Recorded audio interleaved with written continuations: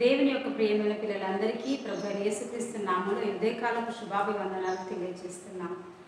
Pastor Ashok Paul captain మన YouTube ఛానల్లో ప్రతి అరుణోదయం దేవాని ముఖదర్శనం అనే ఆధ్యాత్మిక కార్యక్రమాన్ని మనం అందరం కూడా దైవ లేఖన భాగాలతో వాగ్దానాలతో కూడినటువంటి అద్భుతమైన సందేశాన్ని మనం చూస్తున్నాం. తద్వారా కలిగే దీవెనలు ఖచ్చితంగా మీరు ఒక దినమున మనము అనుభవించబోతున్నాం. తప్పకుండా నమ్ముదాం. ఒక విత్తనము వేసినప్పుడు ఖచ్చితంగా దాని ఫలం మనం చూస్తాం. మనం వాక్యమైన విత్తనం వేస్తున్నాం కాబట్టి ఖచ్చితంగా దాని ఫలమును దేవుడు ఇస్తాడు. మీ ఆశలు తీరుస్తాడు. దేవుడు మీకున్న భయాలు తొలగిస్తాడు. తప్పకుండా మీరు దీవించబడతారు. ఖచ్చితమైన దీవెన మీకు కలుగును గాక. ఈ రోజుకి లేఖన భాగం మనం చూద్దాం. రోమపత్రిక 16వ అధ్యాయం 20వ వచనం. సమాధానకర్తయగు దేవుడు సాతాను మీ కాళ్ళ క్రింద శీఘ్రముగా చితక త్రొక్కించును. ఆమేన్. ప్రభువు కల్వరి శిలువలో సాతాను చితక త్రొక్కాడు. ఇంకా మిగిలి ఉన్నది ఏమిటంటే వాడికి ఏదైనా కొంచెం అవకాశం ఉంది అంటే వాడికి కొంచెమైన బలముతో వాడు మనుషుల్ని ఎవరిని మిగుదునా అని గర్జించు సింహం వాడు తిరుగుచున్నాడు. అలాంటి దేవుడు మనకు ఒక అధికారం ఇస్తున్నాడు. చూడండి, శత్రువుతో పోరాడినప్పుడు జయం వచ్చినప్పుడు అది ఎంతో అద్భుతంగా ఉంటుంది. అందుకే మనము శత్రువుతో పోరాడవలసి ఉన్నది. ప్రతిరోజు కూడా శత్రువుతో మనం పోరాడాలి. నూతనముగా ఒక క్రొత్త దంపతులు మందిరానికి వస్తున్నారట.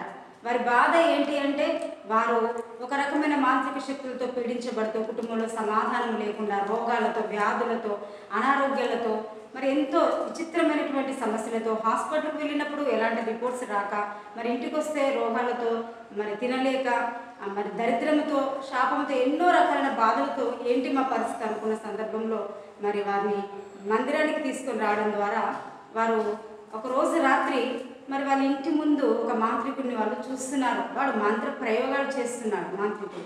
ఆ సందర్భంలో వీళ్ళకి చాలా భయం వేస్తుంది. ఓహో, ఇతనేనా ప్రతిరోజు మనం ఈ విధంగా విచిత్రంగా చెప్పరాని ఎన్నో రోగాలు, వ్యాధులు వస్తున్నాయి. అవి హాస్పిటల్కి వెళ్తే ఏమీ కలగట్లేదు.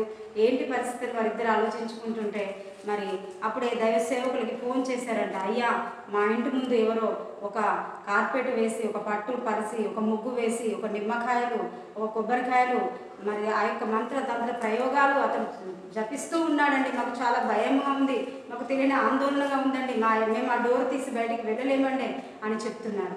ఈ సందర్భంలో దైవసేవకులు చెప్పారంట, అమ్మ ప్రార్థించాలి. అయ్యా, మాకు ప్రార్థన రాదు కదా, మేము ఎలా ప్రార్థించాలి? అప్పుడు ఆ దైవజనుడు చెప్పాడు, యేసు రక్తమే జయం, యేసు రక్తమే జయం. మీరు ఎన్ని మార్లైనా, 100 సార్లైనా యేసు రక్తమే జయం అనండి.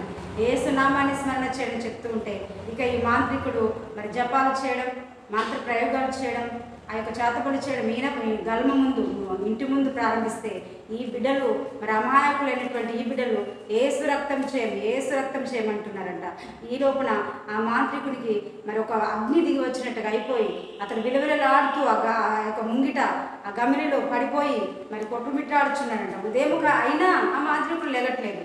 వీరు తలుపులు తీసి చూసేసరికి ఆ మాత్రుడు సహోదరుడు పడి ఉన్నాడు. గ్రామస్తులంతా అడుగుచున్నారు, ఓహో, ఇతనేనా ప్రతి ఒక్క కుటుంబాన్ని చిల్లాకల్లం చేస్తున్నాడు, ఏదో వ్యాధి, ఏదో జగడం, ఏదో గొడవ, అల్లరి కలుగుతుంది, ఇతడేనా అంటే అతన్ని లేపి ఎవరు ఏమనుకున్న అతనికి ఆమెను పంపించారండి. ప్రభువు సమాధానకర్త. ఆయన సాతాను మీ కాళ్ళ క్రింద, బలహీనమైన మన కాళ్ళ క్రింద చితక త్రొక్కిస్తాడు. ఈరోజు మనం నమ్మాలి. సాతాను మీరు అధికారంతో చితక త్రొక్కాలి. ఇలాంటి అధికారం ఇచ్చిన దేవునికి మహిమ కలుగును గాక. ప్రార్థించుకుందాం. ప్రభువా, తండ్రి, నీకు స్తోత్రం. ఎంతమంది బిడ్డలైతే రోమపత్రిక 16వ అధ్యాయం 20వ వచనాన్ని నమ్ముతున్నారు.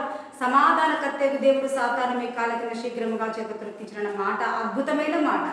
ఎంతమంది చేతబడులతో, మాంత్రికులతో, అపవిత్రతో, ఇబ్బందితో, చెప్పుకోరని సమస్యలతో, అయ్యా తల్లి, భార్యాభర్తల మధ్య గొడవలు, లేకపోతే రోగాలు, లేకపోతే వ్యాధుల రూపంలో ఆ శత్రువు ఎంతో పోరాడుతూ ఉంటాడు. ఎప్పుడైతే నీ పిల్లల అధికారంతో యేసు నామములో సమాధానకర్తకు దేవుడు సాతాను శీఘ్రం మీ పాదం నుంచి దొరికించడానికి తొక్కుతారు. ఆ వారి ఎదుట ఏ సాతాను దుర్గం నిలవకూడదు, వారి ఎదుట ఏ మాంత్ర ప్రయోగం నిలవకూడదు, ఏ తంత్ర ప్రయోగం నిలవకూడదు, ఏ చేతబడి పిశాచిత్తులు నిలవకూడదు. ఈరోజు ఈ వాక్యాన్ని ఎంతమంది నమ్ముచున్నారు వారి జీవితంలో శాంతి, సమాధానం, ఆరోగ్యము, నెమ్మది కలుగును గాక. కృప తోడేవి నడిపించును గాక. ఈ దినమంతయు మీరు మిమ్మల్ని నడిపించి పరిపాలించమని తెచ్చుకోమని యేసు నామములో ప్రార్థిస్తున్నాము తండ్రి.